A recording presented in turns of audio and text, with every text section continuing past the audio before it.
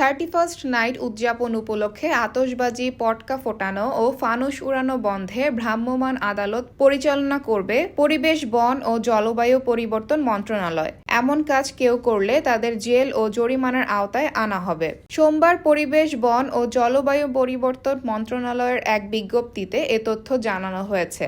বিজ্ঞপ্তিতে বলা হয়েছে, শব্দ দূষণ বিধিমালা 2006 অনুযায়ী এসব কর্মকাণ্ড দণ্ডনীয় অপরাধ। প্রথমবার আইন লঙ্ঘনে 1 মাসের জেল বা 5,000 টাকা জরিমানা বা উভয় দণ্ড হতে পারে। পুনরায় অপরাধ করলে 6 মাসের জেল বা 10,000 টাকা জরিমানা বা উভয় দণ্ড হতে পারে। ইংরেজি নববর্ষে আতশবাজি, পটকা ফোটানো ও ফানুস উড়ানো থেকে বিরত থাকতে ঢাকার বিভিন্ন ক্লাব এবং সংশ্লিষ্ট বিভিন্ন সংস্থায় চিঠি পাঠানো হয়েছে বলে জানিয়েছে এই মন্ত্রণালয়। এদিকে নববর্ষে আতশবাজি, পটকা ফোটানো ও ফানুস উড়ানো বন্ধে সামাজিক যোগাযোগ মাধ্যমে দাবি উঠেছে। পরিবেশ ভিত্তিক বিভিন্ন সংগঠনও এই দাবি তুলেছে।